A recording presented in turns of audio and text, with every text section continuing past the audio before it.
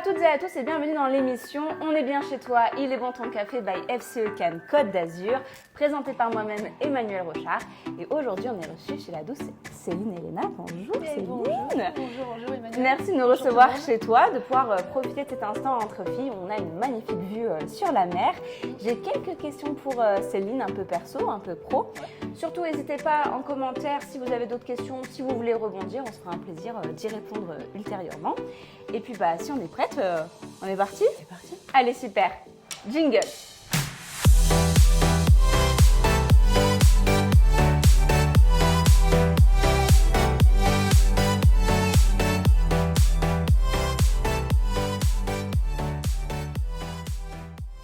Ok.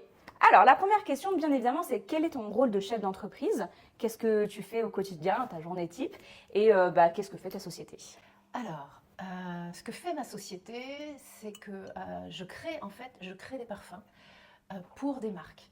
Donc, je suis ce qu'on appelle un nez, un compositeur de parfums, un parfumeur heureux, parce que j'aime bien le petit E à la fin qui s'entend pas, mais qui est bien visible. Et c'est cette idée de traduire en odeur les histoires des marques. C'est-à-dire, voilà, on aimerait créer un parfum féminin, masculin. On me raconte cette histoire et puis moi, je vais le traduire en odeur et ça va finir dans un petit flacon et ce flacon sur votre étagère. Comment tout a commencé ? Ça fait combien de temps que tu fais ça ? Comment on devient née et chef d'entreprise ? C'est des étapes très différentes. Née, je pense que ça débute par une passion, par un désir, oui, parce qu'il faut commencer jeune. Le nez s'éduque assez jeune et ça s'éduque. Hein. On ne naît pas avec un nez, on apprend à utiliser cet outil. Tu disais que c'était comme un don en fait. Non, absolument pas. Okay, non, d'accord. Alors, bon, je fais partie des parfumeurs qui ne le pensent pas. Je trouve que non, on n'a pas miraculeusement comme ça. Non, ça serait un peu facile, je pense. C'est un peu facile, ouais. Non, c'est beaucoup de travail. Mais en tout cas, il faut qu'on commence jeune. Dans mon cas, alors, je suis issue d'une famille de parfumeurs et d'une famille qui travaille dans le métier. Donc, il y a cette idée aussi de pouvoir mettre mon nez partout. Donc, il n'y a pas... voilà, oui. Moi, j'avais cette idée et j'avais cette facilité et ce plaisir de pouvoir, dès ma plus tendre enfance, sentir. Donc, j'allais dans le jardin avec mon grand-père, il frottait les plantes, les feuilles, il me les faisait sentir dans les paumes de ses mains, comme ça, et il me disait, mais raconte. Donc, il m'apprenait à sentir, il ne disait pas ce qu'il avait frotté, oui. Et il me disait, raconte. Et il fallait que je raconte l'odeur à mon grand-père. Voilà, pour devenir parfumeur, c'est compliqué, et les jeunes apprentis vous le diront, c'est un métier difficile d'accès. J'ai fait les IPCA à Versailles, et donc c'était à l'époque la seule école qui existait. Et puis après les IPCA, j'ai trouvé un poste d'apprenti parfumeur, parce qu'on fait des études, et quand on sort de l'école, on ne sait pas grand-chose. Ouais, on n'est pas initié. Et donc c'est dans l'entreprise, donc j'ai commencé en Allemagne en fait, et c'est là que j'ai commencé à faire mes premiers petits parfums. Tu étais de Paris à la base ou tu es montée à Paris pour tes études ? Alors, je suis née à Grasse, je suis née ici, je suis un pur produit de la région, très authentique. Mais mais je ne suis pas vraiment grassoise parce que j'ai bourlingué dans mon enfance. Donc, on a vécu en Suisse, aux États-Unis, en région, à Paris. Oui. Je suis revenue dans le sud et je suis repartie à Paris faire mes études. Et après, tu es partie en Allemagne. Voilà, j'ai fait aussi l'Allemagne. Et donc, je suis revenue ici, en fait, à Grasse, il y a 10 ans, un peu plus de 10 ans maintenant, pour créer ma propre société, en fait. C'est à ce moment-là que je suis devenue entrepreneuse. Entrepreneuse, il y a une dizaine d'années. Et donc, en 2010, je suis revenue à Grasse pour créer ma propre société qui est toujours là. Jusqu'à présent, du coup, tu travaillais dans d'autres sociétés, c'est ça ? Tu travaillais oui, pour... comme beaucoup de parfumeurs. C'est-à-dire être un parfumeur indépendant, on n'est pas très nombreux. Oui. Pour plein de raisons, parce que c'est pas facile d'être indépendant et autonome dans ce métier-là. Oui. Il faut déjà avoir beaucoup appris, hein, je pense. Oui. Parce que c'est un métier de longue haleine. Ça fait 30 ans que je suis parfumeur et je commence vraiment à m'amuser. C'est-à-dire, quand je dis m'amuser, c'est-à-dire autonome, Voilà, être autonome avec mes produits, avec mes matières, à savoir où j'ai envie d'aller, c'est-à-dire entre l'idée que j'ai dans ma tête et la création de la formule, c'est un peu plus facile. Je dis un peu plus parce que ça reste toujours, encore hier j'ai encore travaillé pour la poubelle. Voilà, j'ai fait que pour la poubelle. Comme en fait, la part des créatifs, effectivement, il y a toujours une part où on travaille pour la poubelle, et il y a une part de frustration aussi, du coup, parce que on travaille pour une grande partie pour la poubelle. Pour la poubelle. Et il faut y croire. C'est comme ça. Et il faut y croire et il faut quand même y aller. Et tu me posais la question, c'est quoi ma journée? Eh ben, je suis debout vers 5h30, 6h du matin, et vers 7h30, 8h, je suis dans mes fioles. T'es dans tes fioles, Voilà. toute la journée. C'est ça. Et non, par contre, je vais m'arrêter vers 15h, 16h, parce que là, je sens qu'à l'intérieur, alors le vide, il n'y a plus rien. Je suis essorée. Voilà. Donc t'es plus du matin que l'après-midi en fait. Par contre, oui, je suis du matin parce que alors, après, je ne sais pas comment font les autres parfumeurs, mais mon nez et mon esprit est plus ouvert le matin. Est-ce que c'était ton rêve de petite fille? Non. Non, c'est vrai. Non, Parce que genre c'était hyper romantique avec ton grand-père, une histoire d'enfance, non, etc. justement, non, pour plein de raisons. D'abord, c'était absolument pas un rêve de petite fille parce que mon père ne voulait pas que je devienne parfumeur. Il n'en avait pas le désir, il ne le souhaitait pas pour me protéger parce que c'est un milieu difficile. Je vais faire quoi du coup? C'était quoi ton rêve de petite fille? Fais nourrir? Non, mon rêve était d'être écrivain. C'est vrai? Ouais, parce que Mais tu racontes une histoire aussi, en fait, pas à travers les parfums, c'est dingue parce que tu le fais de façon différente, mais l'essence même, le rêve, il est là derrière. Il est là derrière. Mais je l'ai découvert un peu par hasard, et parce que la vie est comme ça. C'est formidable parce que je voulais être écrivaine, mais comme souvent, ce qu'on appelle ça les chagrins d'école, les professeurs, d'abord, j'avais pas 0 en dictée, mais un jour, je me suis quand même retrouvée avec moins 25 en dictée. Et donc, ça fait un choc, surtout quand on veut être conteuse, n'est-ce pas? Et donc, j'étais nulle en orthographe, j'avais que des barres rouges, des mal dits, des confus. Enfin bref, c'était une catastrophe. Et je lisais énormément, et les profs me disaient, mais comment tu peux lire autant et écrire aussi mal? Parce que le cerveau ne fonctionne pas de la même manière sur le fond et pas la forme. Mais bon, c'était l'école à cette époque-là. J'espère que ça a un peu changé depuis. J'ai entendu les mêmes choses. À un moment, on m'aurait jamais dit, écris un livre ou quoi, tu fais trop de fautes, etc. T'écris de belles choses, mais tu fais trop de fautes et tout. Bah ouais, mais j'écris un livre. J'ai envie de dire des choses. Je l'ai fait, voilà. J'ai envie de dire des choses, mais comment faire? Maintenant, il y a des super outils. Donc maintenant, il y a des outils, mais bon, à l'époque. Et donc, je pèse ces formules, et tout d'un coup, je fais waouh, mais là, il n'y a personne qui va me dire c'est mal écrit. Et puis, il n'y a pas de dictionnaire, il n'y a pas de grammaire, il n'y a pas de conjugaison. Waouh! Et là, tout d'un coup, j'ai pris conscience qu'il y avait une forme de liberté incroyable. Bien sûr, dans la manière la façon dont il fallait, après, apprendre les odeurs. En fait, finalement, apprendre les odeurs, les mémoriser et tout. C'est un autre langage, c'est tout. C'était juste un langage. Et c'était que pouic. Comparé à la complexité de la langue française. C'est ça. Et alors, c'était peut-être du chinois au départ, mais c'est devenu mon chinois à moi. Tout à fait. Et donc, j'écris du chinois. C'est vrai, pour beaucoup de gens, pratiquer les odeurs, c'est écrire du chinois. Mais en même temps, au moment où vous sentez l'odeur, ils ne comprennent pas tout, mais ils apprécient ce qu'ils ressentent. Chacun le comprend à sa manière. C'est ça qui est merveilleux. C'est que moi, je débute une histoire. Et après, chacun l'interprète à sa manière. Et ça, waouh, ça c'est cadeau. Quelle est ta plus belle réussite maintenant avec le recul, ta carrière, ce qui t'a rendu le plus fier? D'avoir su dire non. C'est vrai? Ouais, d'avoir. C'est un métier où j'ai dit non à la compétition. Ok, oui, effectivement. C'est ça. Parce que dire non, oui, d'accord, mais dire non, pourquoi? De ne pas rentrer dans l'engrenage, en fait. Voilà. Alors, c'est vrai que ça m'a mis à la porte. C'est-à-dire qu'à la fin, j'ai perdu mon métier. Enfin, mon métier, pas mon métier, mon poste. Je devrais faire attention aux mots que je choisis. Oui. C'est-à-dire que j'ai été licenciée. Et puis, c'était la grosse panique, c'était l'angoisse. Pôle emploi, tout le tralala. Et puis à Pôle emploi, on ne sait pas où vous mettre.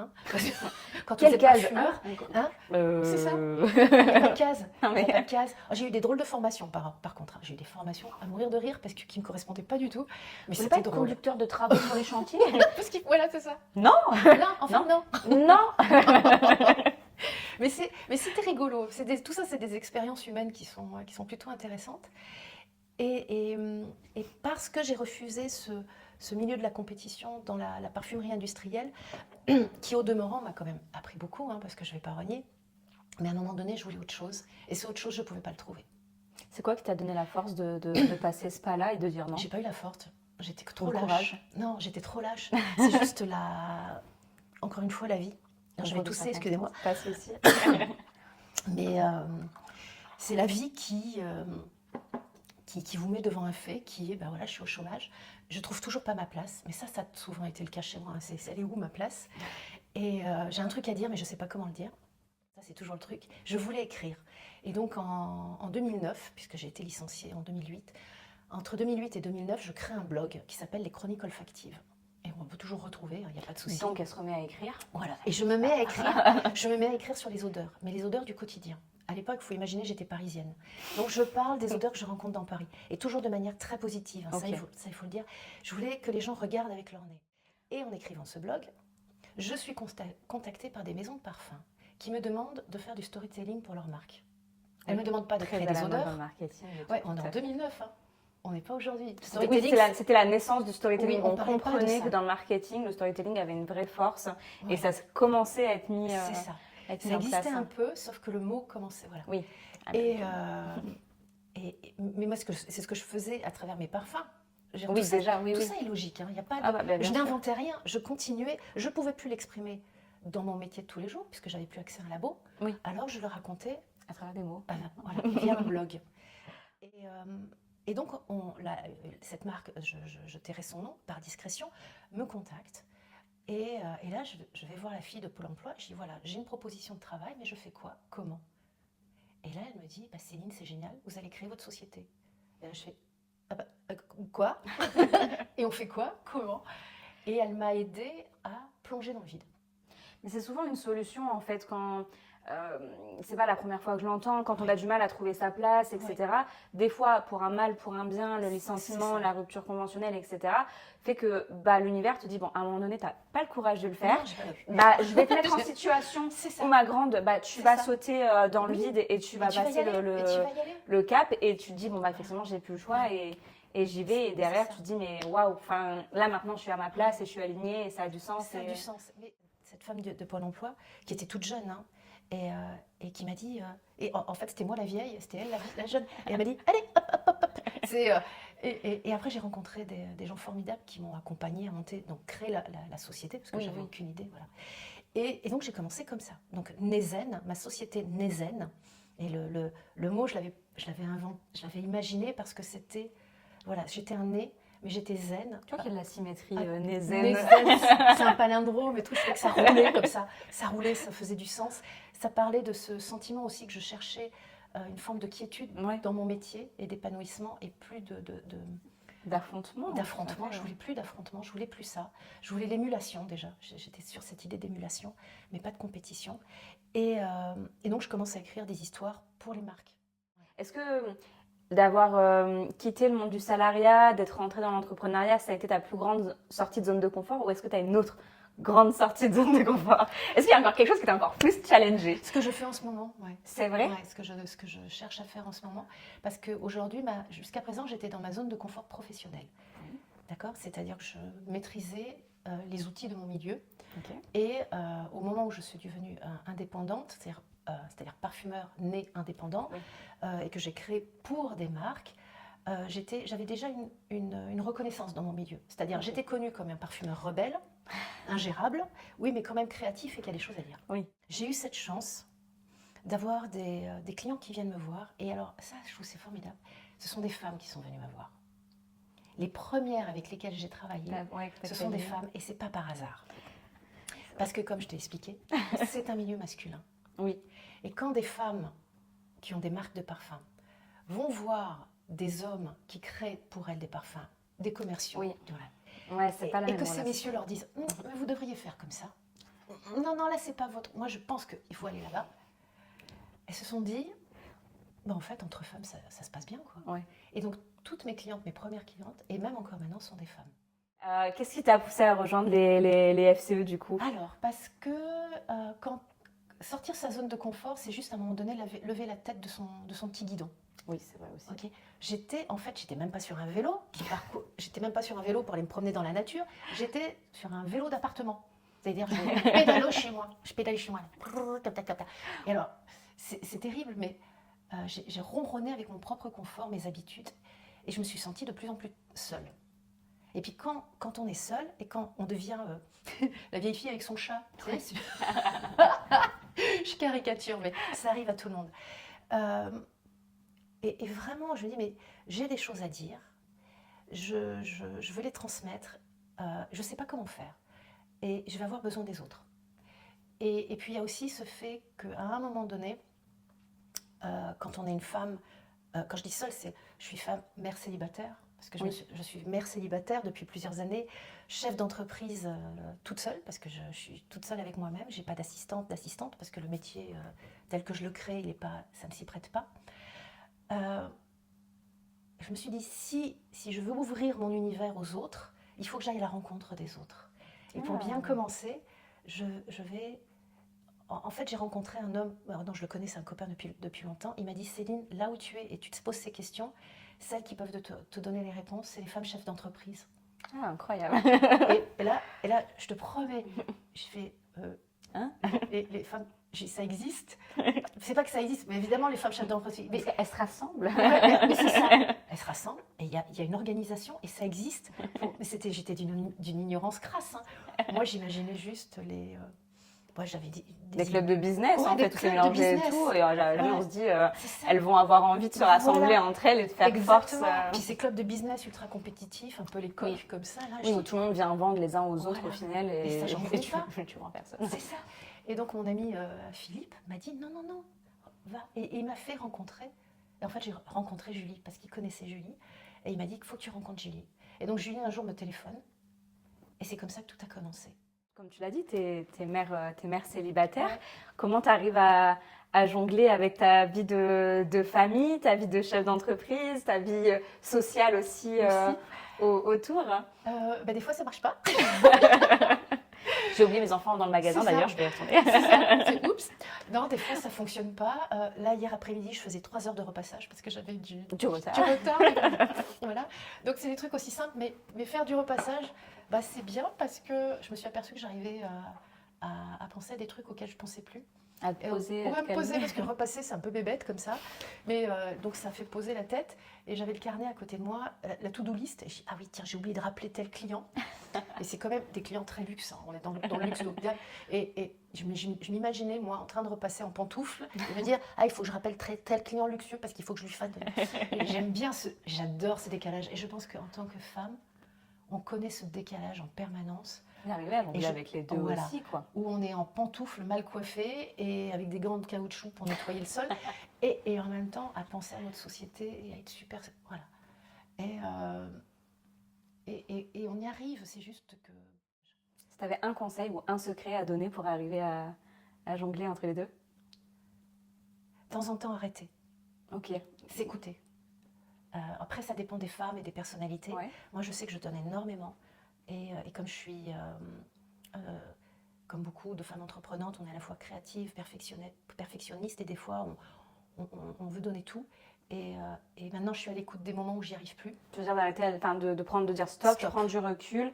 C'est même pas du recul. C'est zéro ambition. Ok. Parce que déjà dire stop, je prends du recul, c'est que je me mets déjà un objectif. Ouais, c'est vrai. Donc c'est stop. Stop, t'arrêtes. C'est un vrai break. C'est un vrai break. Et donc je peux me lâcher, mais même au moment où je suis en train de peser, je sens que la formule, c'est de la merde. Pardon. et j'arrête tout, je remballe, je prends ma bagnole et je vais aller marcher. Et marcher ou je vais prendre je fais autre chose. J'arrête et je vais peut-être arrêter. Et il y a des journées, entre vous et moi, voilà. Alors, j'ai pas la télé ni rien de tout ça, mais il m'arrive parfois de rester à la maison et de me farcir une dizaine sur ma tablette, plusieurs séries, voilà. Et je bouffe de la série, mais au point que je me sens mais bête. J'ai 2 neurones. Ouais, d'arriver à mettre ton cerveau en pause. En off. Et le seul truc qui me met vraiment en off, c'est de regarder des séries stupides. Mais quand je dis stupides, ouais, qui sont... c'est ambition zéro. Ambition zéro. C'est-à-dire que je ne demande plus rien à rien. Je suis juste bête. Et quand j'en ai assez d'être bête, de me sentir molle là-haut, et bien là, tac, le moteur redémarre. Mais je m'accorde... et je vous rassure, ça ne dure pas longtemps. Oui, je me doute bien. Et c'est vrai que vu que tu te vois plutôt comme un papillon qui butine, ouais. ça répond effectivement à cette question de non, il n'y a pas qu'une personne, mais c'est ce que va dire chaque personne qui potentiellement peut m'inspirer. Exactement. Que c'est pas un combat, mais c'est plein de notions autour qui vont... En fait, vu que dans tout ton métier et toute ta construction, c'est ce jeu de pièces, de Lego qu'on va assembler, de briques, etc. Du coup, tu choisis pas une brique, tu choisis pas une histoire. Et à chaque fois, l'histoire est différente et tu as plein de briques et tout. C'est ça. En fait, c'est pour ça que je disais, je suis un peu opportuniste. Je je fais avec ce que j'ai. Et je cuisine pareil. Hein. Je suis la reine de la cuisine du placard. Si tu veux, je viens chez toi, tu me montes ton placard et je te fais un truc. Moi, j'aime bien cuisiner avec les restes du frigo. Alors, C'est ça. Ben, c'est un moi, je peu ne peux pas pareil. prévoir les repas. J'ouvre le frigo, je dis alors. C'est ça. Puis de temps en temps, Ça peut aller avec ça. C'est ça. Voilà. Ben, c'est pareil. Des fois, ça matche, des fois, ça matche pas. Des fois, ça rate un peu, mais c'est pas grave. C'est pas grave, on a pas essayé, grave. on le saura pour la prochaine fois. Exactement. Et ben, la vie, pour moi, c'est ça. Selon toi, quelle est la décision la plus dure que tu as dû prendre dans ta vie? La décision la plus dure que Ouais. j'ai dû prendre dans ma vie. Alors ça, c'est une jolie question. Parce qu'effectivement, c'est très dur pour moi de... Moi, j'aimerais que tout le monde soit heureux, d'accord, amoureux. Et voilà. Et donc, prendre des décisions, quand tu dis qu'elles sont dures, c'est que forcément, tu as coupé à un moment donné quelque chose. Ouais, ça a dû te coûter. Et que Ou, ça coûte. ouais. C'est comme le jour où j'ai dit non à la compétition, ça m'a coûté. Parce que je quittais des gens que j'aimais. Oui. Et je quittais aussi un univers où j'aurais souhaité avoir de la reconnaissance. Donc oui, effectivement, une décision... Et ça a été dur, et c'était une blessure, mais je savais que je pouvais mieux donner autrement. Ouais. Mais il fallait trouver comment. Et là, c'était... Et là, c'est... voilà. Donc là, ça a été une décision qui n'a pas été facile. Et la deuxième décision, là, c'est très personnel et très intime, parce que je sens que tu as envie que... Voilà. Non, mais si tu veux, moi je... Elle est très intime, très personnelle, elle est récente. Elle date d'il y a quelques années. C'est le jour où j'ai décidé que je ne serais pas comme mon père. Oh. Comment tu as pris cette décision et pourquoi? On fait de la psycho. Si tu viens partager avec nous dans les grandes lignes, parce qu'effectivement c'est très personnel. Non, c'est très personnel, et dans les grandes lignes, c'est pas... si je l'évoque, c'est parce que ça peut aider plein de gens, je pense. Ça peut aider beaucoup les femmes. Qui est à la fois ce schéma, parce que maintenant on arrive à nommer les choses, le schéma patriarcal, ce schéma parental. Moi j'ai été éduquée dans l'idée qu'il fallait rendre fiers ses parents. Oui, c'est vrai. J'ai aussi été éduquée dans cette idée que je dois rendre fière l'école, rendre fière la société qui me donne les moyens. On nous apprend à rendre fiers les autres, mais pas soi-même. Pas soi-même. Et là, ce qui est intéressant d'ailleurs en ce moment, c'est qu'il se passe quelque chose. Alors ça va au-delà de l'individualité, mais c'est la conséquence. C'est-à-dire que, alors c'est pour ça que des fois on dit le civisme, on oublie le sens civique, mais je pense que c'est une transformation qui se passe en ce moment et qui est un peu délicate, mais ça va aller. On va tous y arriver. Il faut se rendre fier soi-même pour pouvoir à nouveau donner aux autres, mais de le faire pour une bonne raison. Oui. Et non pas juste obéir sans savoir pourquoi on le fait. Mais d'obéir ou de le faire pour des choses qui sont matérielles. Voilà, exactement, qui sont matérielles, ou parce que c'est l'héritage et qu'on continue. Là, moi je vois la nouvelle génération, et parce que j'ai mes enfants, je l'ai accompli. J'ai vu mes enfants le faire, ils m'ont aidé à l'accomplir. Qui est, écoute, papa, maman, je vous aime beaucoup. Papa, tu es un mec extraordinaire, parce que tu es quand même une pointure dans le métier. Mais j'y arrive plus. Ouais, je veux sortir de ça. Je vais sortir de ça, je vais le faire à ma manière. Je vais être quelqu'un. À ma manière, je vais être fière de mon métier. Je ne sais pas comment, mais pour y arriver...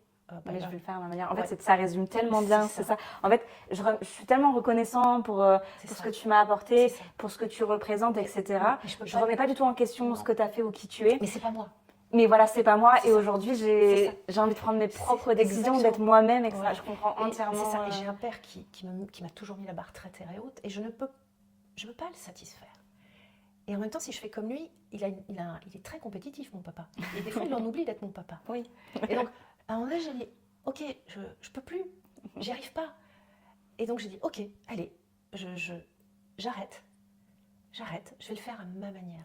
Et c'est pour ça que je suis là aujourd'hui. C'est la fin de cette émission, mais tu as une question pour moi que tu dois me poser au choix, ce que tu veux, et que je vais prendre un grand plaisir à te répondre. Eh ben, c'est pas facile, parce que ça fait un petit moment que je suis dans ce que j'appelle égocentré, c'est-à-dire je ne réfléchis pas moi-même, et là tu me demandes de me réouvrir vers toi, parce que j'étais plutôt dans je veux te donner du plaisir et répondre, et voilà, me rendre disponible et te répondre, et là tu bascules. C'est bien, je vois que tu sais bousculer. C'est bien, c'est parfait. Alors je vais poser une question qui est en rapport avec mon univers, forcément. S'il y avait une odeur qui pour toi évoque quelque chose de sensible. J'ai plusieurs notions d'odeur, mais je sais que c'est une odeur qui est capable de me réveiller. Oui. C'est l'odeur du café. D'accord. J'aime beaucoup l'odeur du café. Mon parfum, Oui. et ta base de Ouais, café. Je l'ai senti. Et c'est une odeur qui est vraiment capable enfin, qui est à la fois pour moi goûtue, à la fin, qui peut être à la fois presque sucrée, torréfiée, avec du caractère. En fait, il y a tellement de choses qui sont autour du café. Et je trouve que c'est une odeur qui est vachement réconfortante pour moi. Réconfortant pour Ouais. toi. Et tu es dans le café du matin ou dans le café toute la journée, du soir? À quel moment le café entre en résonance pour toi? Le matin. C'est le matin? Ouais. Ok, c'est la journée qui s'annonce? C'est ça. Je suis très sensible au café aussi. Enfin, souvent, on demande aux hypersensibles, etc. Est-ce que, enfin voilà, on sait qu'on est un peu plus sensible au café, mais Mais c'est une sensibilité positive pour toi. Ouais, tout à fait. Tout à Et fait. alors, je voulais te dire que quand tu parles du café, tu en parles au sens féminin. C'est vrai? Tu parles du café avec énormément de féminité, alors que c'est amusant parce que le café, on lui donne un caractère masculin, Masculin, la ouais, force, effectivement. comme ça. Et quand tu en parles, tu en parles de manière totalement féminine. C'est vrai. Presque. Donc, c'est le café qui donne en fait. Oui. Pas Pas le café qui prend et qui impose et qui écrase, etc. C'est dans le café qui éveille, qui ouvre. Tout à fait. Ouais. Et le café que tu portes, le parfum qui est au café que tu portes, c'est un parfum rond. Oui. Ça fait des années que je l'ai et je l'adore. Et en plus, ce parfum-là, ma grand-mère le portait, mais dans la version plus ancienne. Plus ancienne, oui, parce que. Et il y avait moins de café dans la version plus ancienne. Il était plus fort. Plus fort, c'était une image de femme, de dame. Je dirais pas de femme, ouais, de dame. de C'est un dame. parfum de dame. Ok. Et au fur et à mesure, cette marque-là, effectivement, a adouci les choses. Et je trouve que c'est plus moderne et tout. Et donc, du coup, voilà, j'ai continué à le porter. Ta maman l'a pas porté? Non, mais elle se met à le porter. C'est une voleuse. C'est une voleuse depuis que tu es enceinte? Non, Juste ça doit faire avant quand même. Ça doit faire 2-3 ans qu'effectivement. Mais il est bien en fait ton parfum, alors qu'elle est dans les choses beaucoup plus fruitées et florales. Et en fait, elle a. Ouais. Je trouve que c'est très intéressant. Le transfert et la façon dont chaque génération de femmes. En plus, du coup, tout à fait. grand-mère, mère. Toi, et puis ta maman qui se réapproprie quelque chose qu'elle n'aurait pas osé s'approprier de sa propre mère. Peut-être, ouais. Tu vois, tout ce tricot comme ça, de femme à femme, c'est très très beau à travers une. Voilà. C'est magnifique. Et donc ça y est, l'émission touche à sa fin. Merci beaucoup Céline pour ce moment, pour toutes ces belles histoires que tu nous as racontées. C'est un plaisir. Alors, on se retrouve très bientôt pour une nouvelle émission. On espère que vous avez passé aussi un très bon moment en notre compagnie. Et on vous dit à bientôt. Au revoir.